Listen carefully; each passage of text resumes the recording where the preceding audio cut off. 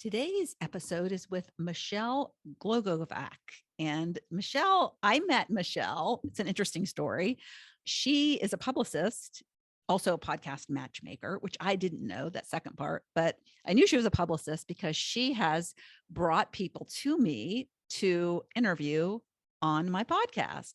She has introduced me to people who I've had as guests, and that's what she does. She connects people, and that is how I found or met her through email.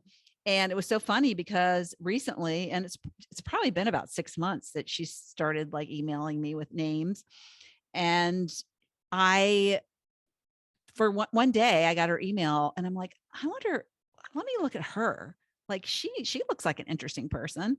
So her email had her website on it. So I went to her website and I was like, oh my gosh, she's so interesting. I need to have her on my podcast. So I reached out and I said, like, why don't you come on and talk about your life? Because she has a very similar story than a lot of my guests, where she ended up having a 20-year career and completely pivoting to something completely different. So she'll talk about what she did for 20 years, which is totally different because it's kind of crazy what she did before. And but there are parallels, I will say. And that's kind of the parallel is sells. She sells stuff, and she's passionate about, she was, I guess, passionate about what she sold before, and she's super passionate about what she sells now. So, and yeah, so she went through a transitional period where she kind of knew she wasn't happy, but didn't know exactly what that would turn into. But she just kept leading with, this is fun. This feels fun. This is interesting. Let me try this. And so I love her story. And, we just talked. We hadn't met before we got on this interview. And so it was really fun after all this time of emailing to get to know her and to hear her story. And I think you'll love her too. So, and she's also got a great podcast. So the Simplified Life podcast. So we actually talk about very similar things and interview people, similar stories that have like pivoted, made transformation in life. She talks more about simplifying, and we talk about that, what that means to her in this episode.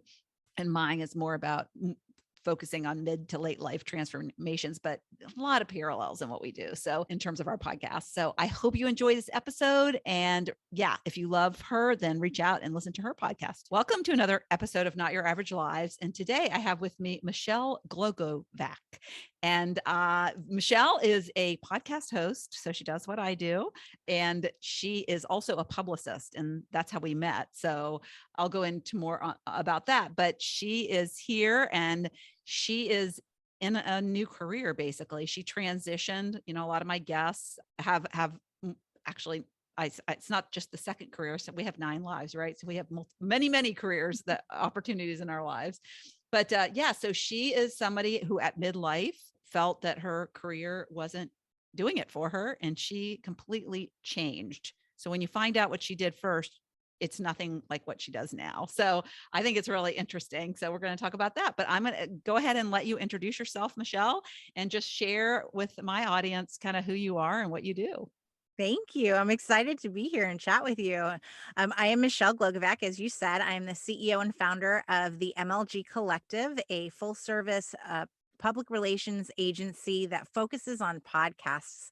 I call myself the Podcast Matchmaker, and I'm also the host of My Simplified Life, which is similar to your podcast because we talk about career switches and how I believe you're in charge of your future, and your past and your present don't define whatever you want to come ahead. And so, yeah, my background is very much like that. I have a bachelor's and a master's in law, but I needed a part-time job in college and could walk to the airport. So I spent almost 20 years in aviation I know, because that's I didn't have a crazy. car 20 plus years ago. I read that, and because we just knew each other from exchanging emails, and I looked at your website and learned about you, and I was like, what? Sold jet Yeah. fuel? That is just so different. Yes. So it started out where I was actually working on the general aviation side, and I worked at what's called an FBO, a fixed based operation. So that's where all the corporate jets land, the passengers come off. I interacted with celebrities and just, athletes and all kinds of rich and famous people. And then apparently I was really good at having their pilots buy more fuel. So I was actually picked up by a fuel company and I sold jet fuel to corporate flight departments for almost 20 years. And if you do that, you can do anything, right? Yeah, if you can sell jet fuel, you can, sell ice to the, Yeah. Alaskans. Yeah. And so I have a funny story. So I got my pilot's license when I was Oh, 21. So I know exactly what an FBO is. yes. So I used Most to people fly in don't. and out of those all the time. We actually had our own airplane. So and we even flew over to the Bahamas. That was one of the longest trips we did. That was really fun. Eleuthera, we flew into this little island. So much fun. Mhm. Jennifer Aniston went there on vacation, I saw. But yeah, I was like, when I saw that like article, I was like, oh yeah, I've landed at that airport. But what's funny is what made me think of my experience doing that is we used to fly in, we'd go to New York and we'd fly into Teterboro, Mhm. which is like a lot of celebrities fly in and out of that Yeah. airport. It's in New Jersey actually, but it's not too far from the city. And so I was standing in the lobby of, and it's like an FBO, just for people who don't know, is usually very, very small. It's not like a big airport where there's terminals. There's one little area usually, and you come in. Teterboro is a little bit bigger than most, but we were just standing in there. At my in-laws, we were flying my in-laws. I think we were going to a New York Yankees game that weekend, and I heard this voice behind me. I was like, "Wow, that's a familiar voice." And I was like, I can try to place the voice. And I turned around, it was Denzel Washington. So it was like really my Oh, Denzel Washington experience. Yeah. he's So one I have not met. I've yeah. met a lot. I did an actual whole episode on a variety of the people that I've met over the years, but he is not one that I've met. That he would be a Fun. cool one. Yeah. Yeah. Yeah. Yeah. So where exactly was where the one you worked at? I started at Santa Barbara. It was Mercury Air Centers. That's been since sold to Atlantic Aviation. So in the aviation world, Atlantic and Signature are the big two. They keep gobbling up all of the one offs. So Yeah. So I can imagine a lot of celebrities were in and out of that in that area. yes, yeah, Yeah. yeah. We didn't have Oprah. She was across the way at Signature, but I know her Oh. pilots, so that's close enough. Yeah. Yeah, and it's really fun because I worked for AOL for a while and I Mm. flew on the corporate jet a couple of times to business meetings. And that is an experience. That is an Oh experience. The way you yeah. get treated on those little like, you have a flight attendant, you have like food, like the most amazing food. Yeah, it's a fun way to fly. The best part is you get to choose the food you want. So I always laughed. Michael Jordan wanted KFC as his catering. And I was like, really? You could have anything in the world and you want KFC? That's so funny. I know you can get that anywhere, right? So yeah, so how did you even know to switch from that, which, when somebody does something for 20 years, it's like that's hard to change. It's hard to wrap your mind around that there's other possibilities. So what came up for you that made you want to make that move? I was laid off and I was laid off twice actually. So I was working for the largest reseller of fuel in aviation, marine, and land. And when you work for the largest one, it's really hard to work for anyone else. And so I did actually go to work for the number two um, that was out there. And they were then purchased by another Fortune 100 company, and I was one of the last ones to get in, so I was, the first one to get out. Mm. And by then I had 2 kids, and my husband's also in aviation, so we'd been traveling all together. We had a nanny. It was costing money for us to actually do work. And it wasn't fun. I wasn't getting out of it. When you're in your 20s and your early 30s, traveling around the country, it's fun. You're in hotels. There's a fun factor. It's also an exhausting factor. Now you've got 2 kids. And I was like, yeah, I'm done. Like, what is there out there that I can be at home with my family, but also do something that feels like I'm making an impact on the world? Because I saved the rich money. I made the rich richer. That's really what I did. I didn't save lives. On occasion, yes, we had organ transplants, that came through Mm. and in the middle of the night. I'd be there to make sure they got their fuel and send them on their way. But that was few and far between. So I really felt something clicked in me and changed once I had kids of I want to do something more. There's got to be more for me as a person that I was meant to be on this earth. And it's not to sell jet fuel. And I did a little social media management. I did some event planning, and then I discovered podcasts. And this is 2018. I didn't even know how to listen to a podcast before then. I knew that they were around, but I didn't know anything else besides that. And I heard this life and business coach, and she said, we all have a purpose, we all have a passion, and we need to figure it out. And I was like, yeah, I'm going to figure it out, but I don't know where I'm starting. I don't know what I'm doing. But I was getting jazzed about just knowing that there could be the potential of something more for me. And Yeah. So walk me through that, because a lot of my audience, I think, is, they follow me because they're curious, and some actually are at a place where they're not truly lit up in life. And so they're, for me, I fell into a network marketing business company, which my daughter it was more to help my daughter. But then once I got in and I was doing stuff that was totally different than what I had done before, it was fun. I started using social media.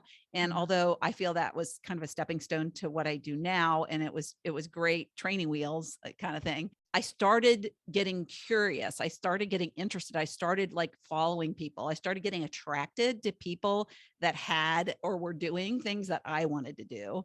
And so when you say you saw this business coach, you were inspired by this business coach, how did that happen? Was it somebody you followed on social media? Were you at a business conference? What happened to I lead was you to that actually person? added to her Facebook group by a woman who was in my birthing class. And Oh, she said, "This woman's about to launch a podcast. I think you might like her." And so I started listening, and it really was just her message of like, there's something out there for you. And I still had no clue, but I started to get in that mindset of, oh, there could be another career that I could do. Maybe I could work for myself. I wonder what it could be. And I was on social media at the time, and I started reposting and sharing some of her content. And she ended up reaching out to me and said, "You obviously like what I do. Do you want to try pitching me to be on other podcasts, to be interviewed?" And I was like, "Yeah, okay." And it totally snowballed into I started working on her show. I was doing her show notes. I was then producing the show. And, one person hears about it, and it became this trickle effect. And I started producing podcasts, and I liked it, but I loved the pitching part more because there was also that if I'm going to work for myself, it needs to be more on my time, not it's 5 p.m. on a Monday night and in 12 hours your episode needs to go live, but you just sent it to me. That doesn't really work in, this life work balance, flexibility and freedom thing. And so I started just leaning in more to the pitching side. well, And and I want to mention too, like you had clearly a gift of selling in your yes, past life. yeah, And for some people, it might be hard to see the parallel, but pitching somebody is the exact it's selling. same Yes. thing. It's what that package is just different. Yes, and I firmly believe that when it comes to sales, if you believe in your product or your service, it becomes an easy sell. And that's why it was hard for me to go from working with the number one fuel company to a number two of, oh, I don't want to go work for anyone else because I don't believe in it the way that I used to believe in, the number one that I worked for. So it's been really important for me to find clients that I believe in and that I align with. And I think that another part, we talked about social media, is there's that, oh, what do I put out? If I speak my beliefs and my truth, and this is what I think should happen in the world, or what I disagree with that's going on in the world, what if then somebody doesn't want to work with me? And it's getting over that hump and that mindset to say, good, because those probably aren't the people I want to work with anyway. Because if we don't have similar beliefs, then I'm not going to be able to pitch you properly because I don't fully believe in you and your message and your story. And I think that's really important, whether you are a publicist or you're looking for a publicist, is to make sure you have some alignment because you become each other's kind of best friends. I am my client's biggest fan. I am their cheerleaders. I believe in what they're saying and they're doing. And if I didn't, I couldn't.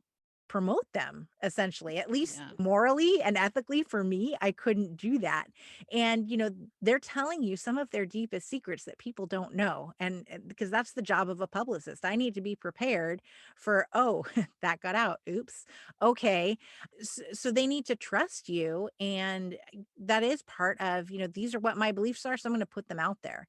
And I think when you come from the corporate world, that's something that you don't do because you don't want to offend anyone. You want everyone to be your client.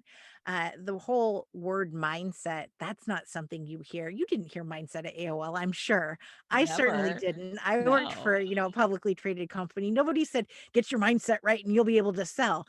They don't do that. It Yeah. was, even when Sheryl Sandberg came out with Lean In, I actually had a female boss at the time, and she told me to not sit at the table. She was like, "You take a seat in the back corner." And I went, "Well, no, I just read Lean In. Like, I'm taking a seat at the table. You invited me on this trip. I will be here and speaking my mind." And it's all of these different things, corporate world and being a business owner, online business, they're so different. And yet they could learn so much from each other. Yes. Yes. Yeah. I think that's a really interesting point about aligning with who and knowing that as a publicist, because you don't think about that. You think anybody who's breathing, you want as a client Right. instead of like having somebody that aligns with your beliefs because you believe in them.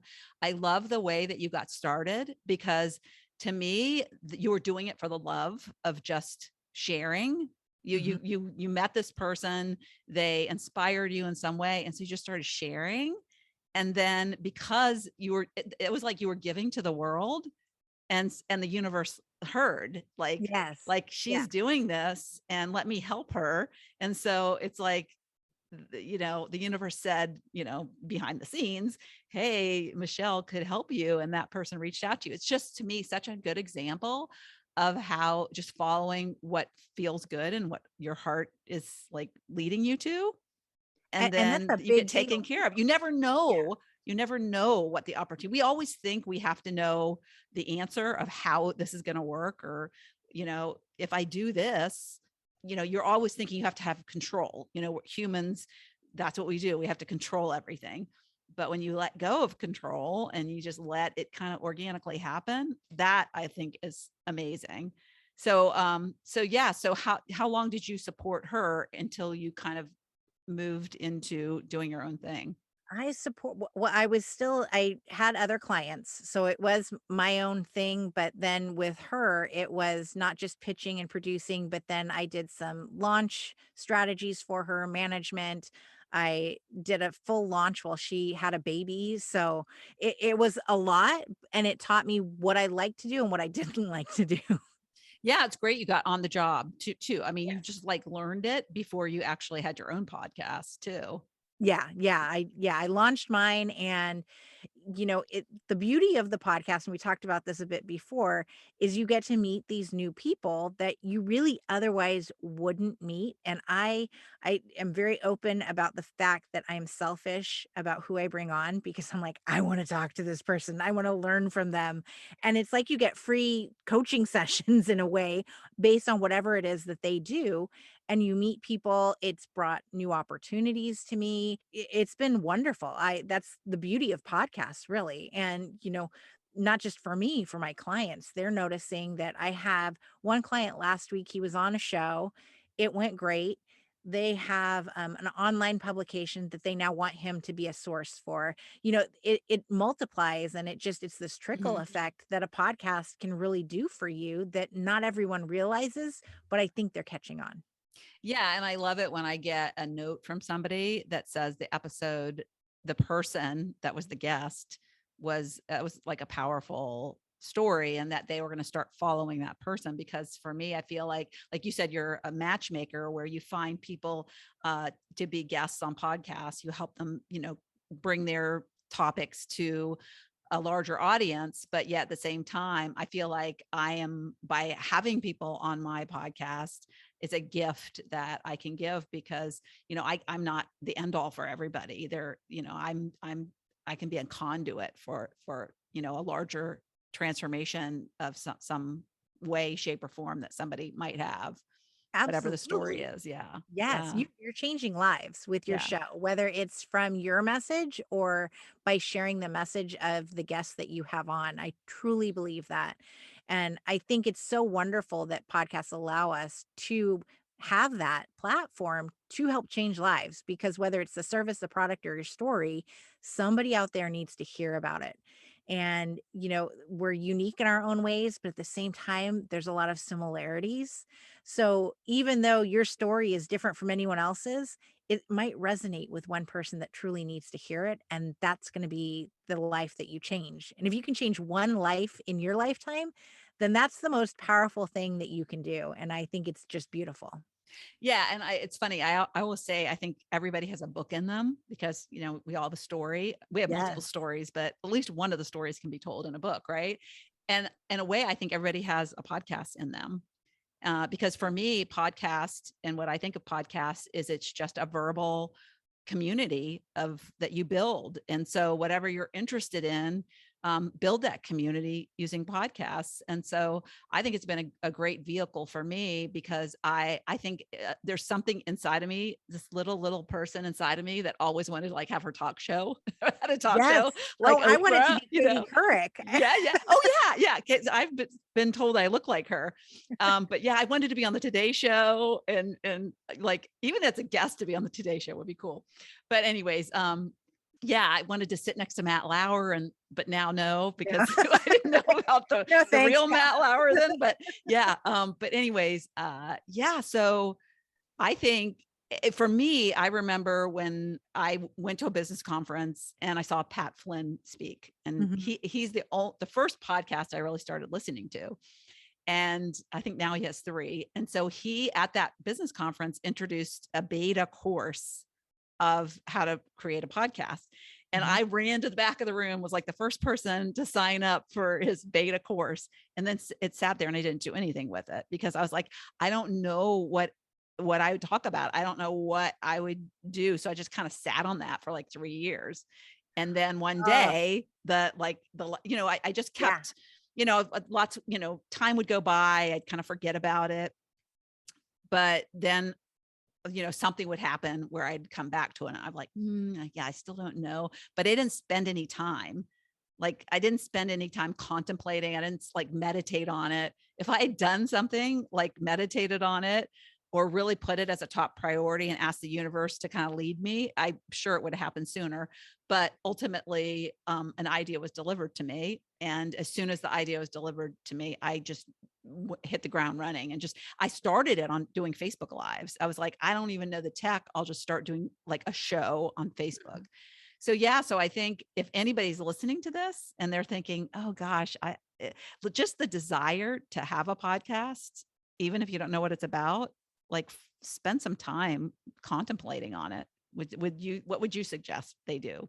Oh, absolutely. I think that there's a common fear of whether it's talking to strangers or talking to a mic by yourself, because you are talking to yourself. It's like doing the Facebook Live or the Instagram Live, and there's nobody listening. And, you're just having these conversations. But like right now, I'm in my closet and it's awesome.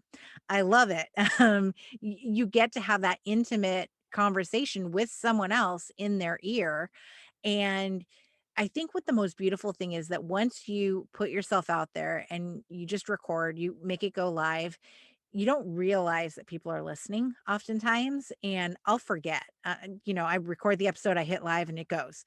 And then all of a sudden you get an email or a direct message that someone says, oh my gosh, that resonated with me. Here's my story. Here's, you inspired me to do this. And you're like, oh, somebody's listening. And, it's not my husband. Uh, it's a complete stranger, and you are affecting people. And that's just huge. It's amazing. It's such a feeling that you wouldn't otherwise be getting to do unless you put yourself out there. And it doesn't have to be complicated or hard, record from your closet. You can do it for free. You can hire an editor, whether it's, cheap or expensive. You can make it as big or as small as you want, but just do it. And I've seen people who do it simply so they have a recording of their voice for their kids down the line. Oh, which That is is so, great, so yeah. they can know what it is that you went through at that certain time in your life. And I mean, I've even done an episode with my kids, which Mm, which was the cutest thing in the world. They shared their affirmations and that's so what cute. affirmations they think they should do, and how you as a person should be doing affirmations. They're 5 and 6. So it was, a comical episode that was just, it's something that we now have that I wouldn't have otherwise done that, Yes. you know? Yeah, I So have it's interviewed my oldest memories. daughter. I haven't interviewed my youngest daughter, but they have kids. So I should interview my grandkids. That would be fun to do. Yeah. That would be well, one of them can't talk yet. So that would be, yeah, but 5 episodes. He would have to wait a couple of years, but yeah, that sounds like a lot of fun. Yeah, and I think about, like, if I, the way when I came up with Not Your Average Lives, I was sitting with a woman whose story just had to be told, right? And so I was like, oh my gosh, yes. And so Not Your Average Grandma, it was like Not Your Average Lives kind of made sense. So, but I was thinking about, like, what would I do if I hadn't had that idea? If I didn't, the other thing that I like to say is that I think if I was just doing my own, and I do one episode a week that's just me talking, but it's under the umbrella of abundance, because I just decided to dedicate a year to being abundant. And so that was a topic that, so I feel like I can talk about that. But a lot of people are like, well, what would I talk about? Well, having a guest makes that easy, because Mhm. it's just like having a conversation that people, you're just having a conversation. It's not like hard. Well, it's so funny that, you're basically conversing with strangers, and you just get on, you're like, "Hey, okay, let's talk. Let's see where this goes."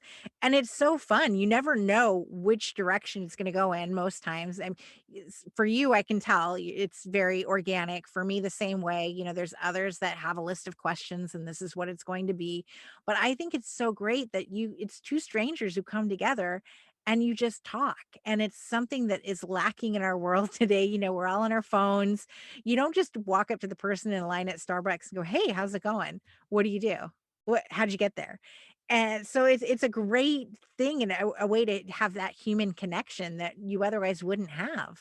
Yeah. Yeah. I thought about doing kind of like just doing this, going out and being on, like, live and recording on my phone and going up to strangers and saying, so, and asking questions, like, person on the street type of, like, interviews. Yeah, But yeah. then, what my biggest fear was, that people would be like, you're crazy lady. But then I thought, so here's the fear of judgment coming in, right?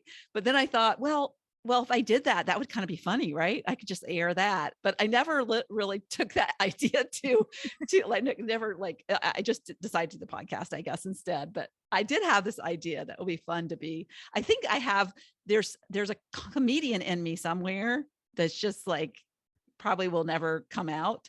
But I like to think about doing funny things and how getting people to laugh. To me, it's like, if you can have fun in life, if you can look at life with, this lens of humor, it just makes it more enjoyable. And so I always Absolutely. try to, like, inject fun in what I do. So yeah. So the other thing that I thought of in terms of podcasts is, if I didn't come up with this idea, I would, the interests, you have interests. So what are you interested in?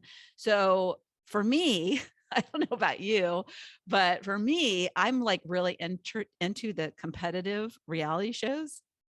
So Huh? I could have a podcast talking about the last episode of Survivor, Oh, or you totally could. There's yeah, podcasts about The Bachelorette yeah, and 90 Day Fiance. Yeah, there's yeah, something. yeah, That's the beauty of podcasts. There is something on everything for everyone. yeah, yeah. So anyways, those are just ideas for people who are thinking about podcasts. So tell me a little bit more about the Simplified podcast. And so what do you look for in your guests? What does that mean to you? What does simplified mean? So it originated because I started a blog after my son was first born, and it was a DIY blog. It had recipes, and it was a lot of wine reviews. A girlfriend and I had started doing wine reviews. She had a big following, but I had all the wine, and we worked with La Crema and stuff like that, where we were getting paid to drink wine and create recipes. And then we both got pregnant at the same time. So we did that. And then I started my blog after my son was born. It was My Simplified Life because I wanted things to be simple. I think that we make things too complicated. And whether it's a meal plan, for the week, I just thought that things should be simple. And so I was sharing my tips on that. So when I started the podcast, I'm like, well, what should I call it? My husband's like, why don't you just keep it up with My Simplified Life and just do that? And so I have. And it's really all about how, we are making things so complicated with, well, my past is this, and this is what I'm currently doing. Yes, but you have control over what your future is. And it truly is that simple. And so all of my guests, and like you said before, we all have career changes. Every single person I have spoken to has had a career switch, a pivot, a move at some point. And so we discuss those journeys. We discuss, what brought them to where they are today and what are they trying to do moving forward? How are they changing lives? Because they all are changing lives. And whether it's with the book they've written or what they're advocating for or what they can educate us on, there's something that we can learn that can change our lives. And hopefully it inspires somebody that's listening to take action, because without taking action, you're not going to be able to change your life or the lives of others. And so it really is that simple. And I want people to know that it is that simple. Yeah. When you were talking, what came up for me was when I think of a simplified life, the way you were speaking of it, it makes me think that complicated is like pushing against the like going against the grain of what you're supposed to do. Simplified is kind of aligning with what's easy. It should be life should be easy. What you do, you should love. Mhm. And that makes it like I work a lot, but it seems so easy. It's 'Cause you love what you simplified do. because I love it. And Yeah. before, when things were complicated, it was because I was going against, I think I wasn't aligned with my soul's purpose. And so, yeah, so simplify. I never really thought of simplified like that, but that is what it is. I mean, so clear now to me that makes so much sense, right? Good. Do you still do your writing blog or I have just not had the time, no. It's yeah, so so that's sad. what the other thing Yeah. too is I know writers are good at writing and I've interviewed bloggers and they still blog, but writing for me has always been like a little bit of a chore. I'm writing a book right now and it's like, it's like I I'm trying to start procrastinate. mine. I procrastinate like crazy. You probably would be better since you're a blogger. But for me, a podcast was like, I can talk. That's easy. Yeah, but then there's show notes. So I Oh, that's still true. was, I was writing the show notes on top of, the episodes and the solos. My solo episodes, I put a lot of heart and soul into them. So it felt like it was a lot anyway, writing wise. But yeah, I'm trying to start the book writing process. I'm like, well, let me read this book about how to write a book first. And Ah, what's your but book going to be about? Is it going to be about a it simplified life? no, it's going to be about how being a podcast guest is just like being a dinner guest. Mm. And so I'm going to take you through, because I love it, it goes back to my simplified life and the whole dinner parties and that kind of a thing, because I love a good dinner party. And I like to pride myself on being a good guest at a dinner party. And it truly is just like being a podcast guest. So I've used the example many times and I'm like, I could write a book on this that hopefully will help people really be a better podcast guest. But it really just comes down to being a decent human being and, having manners. It's truly as simple as that. But in the podcasting world, I see that we're lacking some of it. Or people, they'll ask, well, how do I maximize my interviews? Well, you could start by sharing, and sharing is a way of saying thank you. So, it goes Yeah. back You to, mean like when sharing a clip of the guest type of yeah, thing? Yeah. sharing the episode once it goes Right, right, live, right. not just for 24 hours. Mhm. So, Right. making that extra step of thanking the host. These are ways that you can thank the host. And it's also going to in turn maximize, your exposure. And it goes back to, you got invited to the dinner party, and you're going to converse at the dinner table and engage the same way that you would engage on an interview. You're not going to sit there and twiddle your thumbs or be on your phone. You're going to be present and in the moment and contribute, and you're going to show up, and then you're going to thank your host. You're sending them a text or a thank you card, or you're doing something to thank them. And on the podcasting side, that's as simple as sharing, and not just sharing on your stories for 24 hours, but truly sharing it in your feed, tagging the host, putting it in different places, different platforms. So just going that extra step, because other people will see that you've treated the host that kindly, and they'll want to have you on as well. So Yeah. that's the premise for the book. And now that I keep putting it out there, I got to write it. Yeah. Well, it's to me, it's like the law of karma, right? And what you put out, you get back. And so if you Yes. withhold, then it comes back to haunt you if you withhold. And so, yeah. But that's a good lesson, because I was just a guest on somebody, and I have to make sure that we shared that episode today.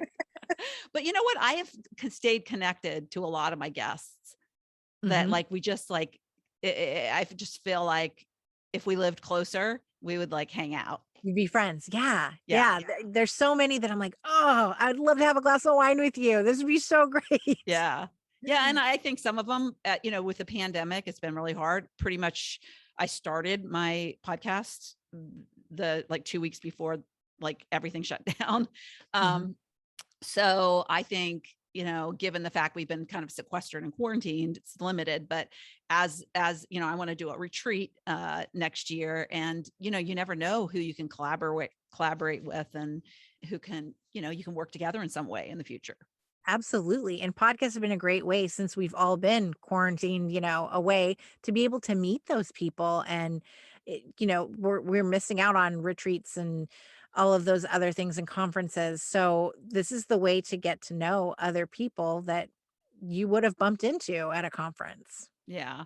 Yeah. So you spoke about how you wanted, in a way, to simplify your life when you had kids and you didn't want to be traveling all over the place. So what do you think about people transitioning? What do you think is it like to a new career? Do you think it's a form of self-discovery? I think personally this pandemic has made people really kind of think Yeah. about The how they're great spending their time. resignation, right? Yeah, but like in general, like I was 47, you were 37, so you were like 10 years, like high five that you did it earlier, and that you're doing what you love sooner, but better late than never, I say. So did you see a pattern with it happening at certain times? I think that as we get closer to our 40s, and in our 40s, that people start to realize, I don't have that much more time left. Like, what have I been doing? Let me enjoy the later part of my life. What is it that I can do that I really enjoy? So I think there's that discovery.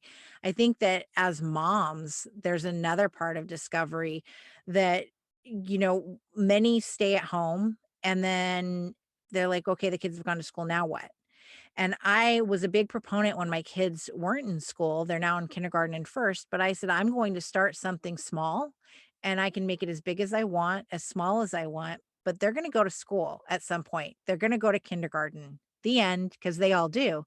And I want to have that foundation already laid for me. So this was for me, I'm going to grow something. I'm going to pivot. I'm going to figure out what I like in these years until they get to school. And now that they're in school, I have a full blown business.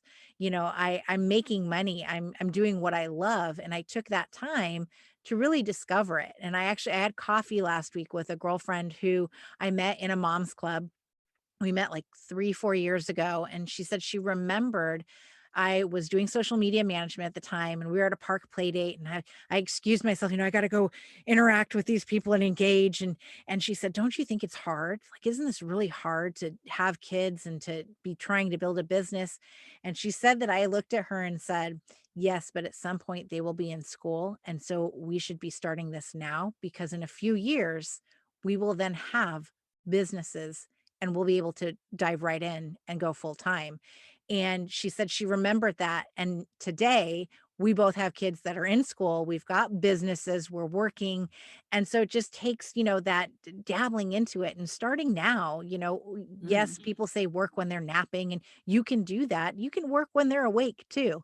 They actually adapt, and they, will understand what you're doing. So I think just, not making these excuses, because we do make excuses for ourselves as to why now is not the right time, or, what if this doesn't happen? What if we fail? Well, if you fail, great, move on, find the next thing that isn't going to fail, that fits you perfectly, that you are meant to be doing. So I think it is a lot of discovering, dabbling, trying, and just experiencing what it is that you enjoy doing. Yeah. Yeah. And you say failure, but for me, like you can say that like my network marketing business failed because I couldn't make it what I wanted to make it. But thank God it did, because it led me to this, right? I Yeah. wouldn't be doing what I absolutely love. And it was what the training and the lesson I needed Hmm. to get there. So yeah, so this has been really great. I think you're really super smart because so many women wait until their kids, like you are like, oh, they're going to be in school full time. A lot of people like it's not until they leave the nest, they're like Yeah. gone. It's like gone, and then they go through a depression because it's like clinging on to that life that's no longer possible. Mhm. Yeah. And it's harder to get out of that rut sometimes than, your transition seemed like, you didn't let yourself get depressed. You beat that, you like, it was kind of like you saw it coming. You planned ahead, Yes. it's like, yeah, you started training for the marathon before the day before it. And so Yeah. a lot of I people need to get train for get a in the middle marathon of it and they're every like, day. oh, you're gonna die. Yeah. And then they try to live vicariously through their grandkids, which, honestly, I think that's, you still need to find it internally, because your grandkids aren't going to be around forever either. And I think about my grandparents, my two grandmothers who I knew, because my one grandmother died when I was 17. So, but I knew her well because she lived close by. But both of my grandparents or grandmothers were Mm. miserable people, because all they were wives, and they never had something that they loved. Uh, Something for themselves. yeah, Yeah. something for themselves Yeah. and so, yeah. And I think part of me inside saw that, was a witness to that. And so I was not going to ever be that kind of grandmother. I Mm. wanted to be the kind of grandmother that my grandkids were like, look at Nanny go. They call me Nanny. But like, look at Nanny go. And if I can live my best life, then they'll have a great example of that. Yes. Oh, I Yeah. absolutely agree. Yeah. Yeah. I think oftentimes we hear people, women especially, say, well, it's being selfish if I Mhm. go and, do what I want or go after that dream. And I completely think it's the opposite. If you think it's selfish, then you need to be a little selfish, Mhm. because we need to be happy, and that reflects on our children, on grandchildren, on everybody else. If we're not happy, then, we can't, others aren't going to be happy. It's a trickle Mhm. effect. Yeah. Well, and I say to people, like, what would you want for your child or your Mhm. grandchild? Would you say, oh, no, that's selfish? No, don't go live your best life. Don't go after what makes your heart sing. No, Right. just Exactly. stay in that career. It's making you miserable. Yeah. And Let yeah, it suck the life out of you, and then, yeah, you'll be 65 and retire, and that's it. yeah, exactly. All right. Well, let's wrap up and let me ask you, what does living a not your average life mean to you, and how do you exemplify that? Did we not just talk about that for 45 minutes? It Maybe. yeah. Sum it I up. th Sum it up. I think that it not your average life is really doing what you're meant to be doing, figuring that out, and, you know, living out what it is that you want to do in your life with your passion, your purpose, speaking your beliefs. I think the average person doesn't do that. And so being the opposite of that, and really going after your dreams and sharing what it is that you believe in, because the average person isn't. They're being quiet, and just kind of plodding along each day. So I like to believe that that is what I'm doing in the messages that I share, in the work that I do, and showing up the way that I do. Yeah. Yeah. And just so people know, I ask some of these questions in advance and they send me their like written answers. Do you want to know And what you then, said? It was really powerful. yeah, I'm like, I forget what I I wrote. know. I should send that back to people before we get on, but I have to quote you because it's really good. So what you Okay. said is, living a not your average life to me means doing more than is expected. Oh, I'm good. It means speaking up, making an effort to actually be the change the world needs, and not being afraid of ruffling feathers along the way. Yeah. That's really good. Yes, please Yeah. quote me.